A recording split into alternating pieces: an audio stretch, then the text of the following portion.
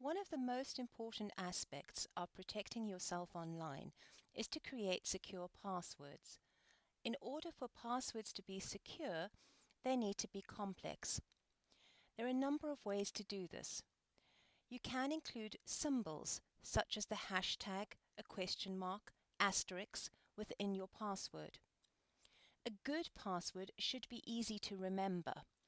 You don't want to be forgetting your passwords all the time.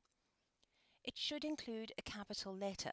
You can do this at the start of the word, or at the end, or at the middle, but it adds a layer of complexity, making your passwords harder to guess.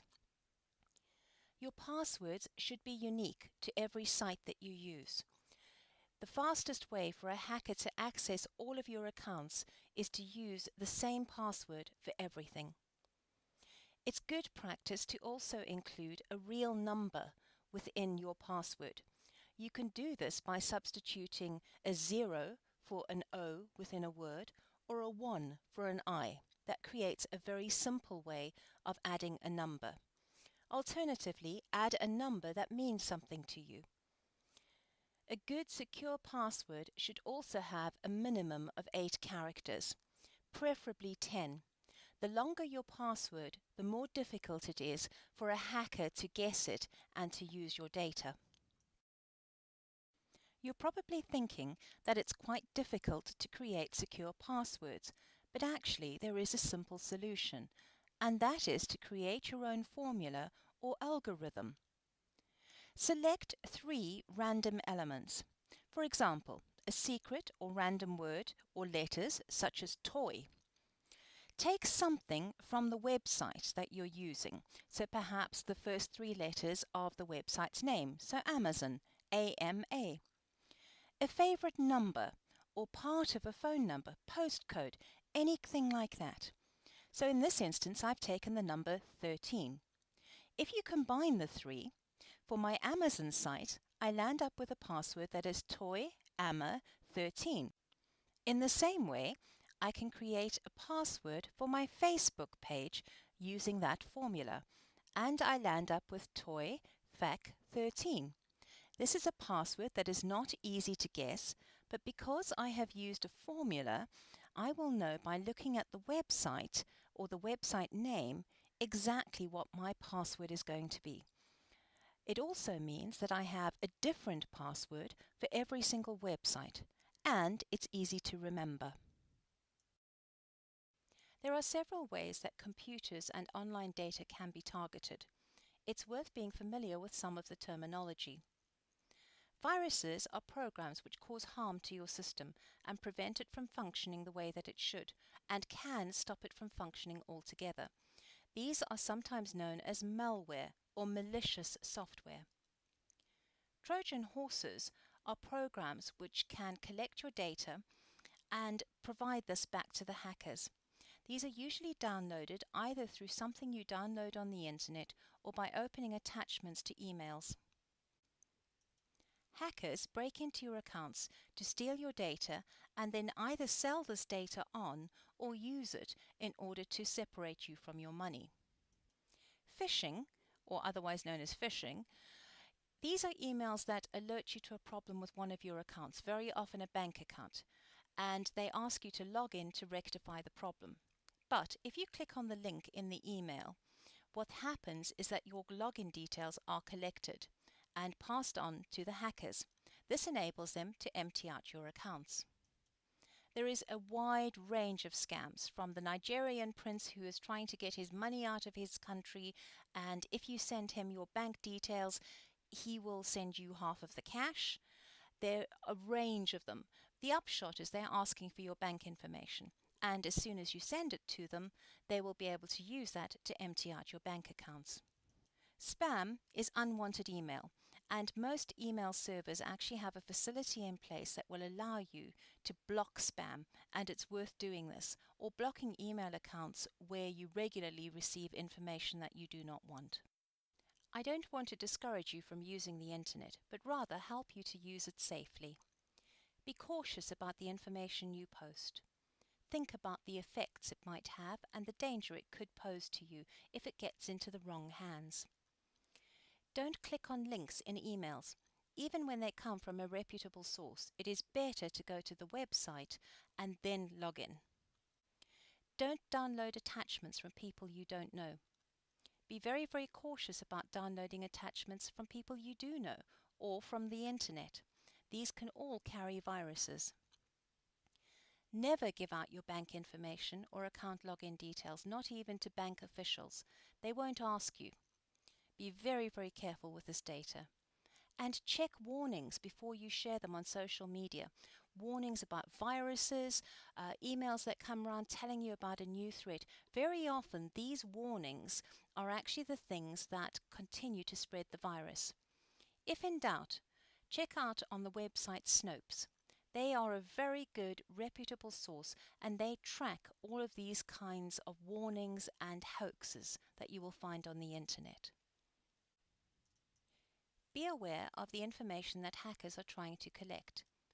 Your date of birth, address, national insurance number, social security can all be used to apply for credit cards in your name or for a mobile phone contract, and then you are landed with the bills. Be careful of posting sensitive images and information. If you have nudie pics and don't want them shared all over the internet, don't post them in the first place. Be very, very careful because they are easily spread out, and once something is on the internet, it is almost impossible to get it removed. If something is highly sensitive, don't put it online. You can check on this site, Have I Been Pwned, to see if your data has been compromised. In the digital age, information is a commodity. Be careful. Good antivirus protection is essential. You need to ensure that it is on both your phone and on the computer. Basically, any device connected to the internet can be hacked. So ensure that you have good antivirus protection on all of them. You can buy good software, or you can use a free version from AVG, which I used successfully for many years. The most important thing, whatever antivirus protection you have, ensure that it is kept up to date so that as new scams and viruses are developed, you have protection from them. Social media is a wonderful tool, provided you use it safely. I tend to separate my different types of social media account into different purposes. So I use Facebook for friends and family, and I use Twitter professionally, and I use LinkedIn professionally. Whatever you choose to use and however you use them, ensure that your privacy settings are correct. Ensure that the only people who can see things are friends or those to whom you give access. Don't accept people you don't know as friends on Facebook. This allows them access to your data. Be careful what you share or post. Giving out too much information to the public can mean that a thief knows when that you're not home and what is available for them to steal. Don't post more personal information than you have to. Think carefully and regularly check your settings. There are lots of guides within each of the sites that will help you to do this. There are a number of ways to spot hoaxes and phishing emails. This is an example of one that I received recently. It's supposed to come from PayPal, saying that my account access has been suspended, and as I use PayPal, this would be of immediate concern. However, the email address is not PayPal's regular support email. Secondly, they address this to Dear Customer. There is no reference to my name. There is no account number, no address, no indication that they actually have any of my information. Thirdly, there is a grammatical error. In fact, I have very seldom seen any hoaxes or phishing emails that do not contain some sort of grammatical error. Look out for these. And lastly, the link that says check here to confirm my account. Well, if I click on that and then log in using my account details, they will have them and be able to use them to empty out my account. I love shopping online. It makes life so much simpler. But if you are going to shop online, you do need to take precautions.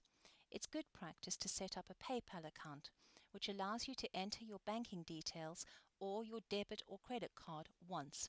You then use the PayPal account to pay for whatever shopping you do online. This limits your liability or limits the amount of access that people can have to your banking information because you're not entering it constantly. To take it a step further, link your PayPal account to a separate bank account to your regular one, and keep a fairly low balance. That way, should your data be hacked, the amount of money that the thieves can access is fairly low. Look out for the padlock in the address bar of any secure website. If it's not there, tread very cautiously. Deal with reputable sites that offer guarantees and refunds so that you are protected when you shop online. I like to set up a separate email account for online shopping and for social media. This helps to keep my data separated and adds another layer of protection. Finally, you can also use credit reporting sites like Experian and have an alert set up so that if any new accounts are opened in your name, you will be advised that this has happened, and it gives you the opportunity to stop it before too much money is taken. Apps, websites, social media all make their money from advertising. Chances are, if it's free, you are in fact the product. This data can sometimes be sold on for marketing purposes and used as part of marketing campaigns. Facebook will present you with targeted advertising based on your demographics and the profile that you have entered. Search engines track your browsing and search data and use this to inform marketing campaigns. If you're not comfortable with this, you can use a browser that does not operate in this way, such as DuckDuckGo. Be cautious of all those quizzes out there, because they can also be used to collect information about you, and this can be used either to trick you into parting with your money or to access your details. The internet is a wonderful resource that offers so much opportunity and convenience. As long as you use it safely, you can have a wonderful time with it. Thank you for your time and for listening. If there are other topics you would like me to cover, please feel free to contact me via Twitter.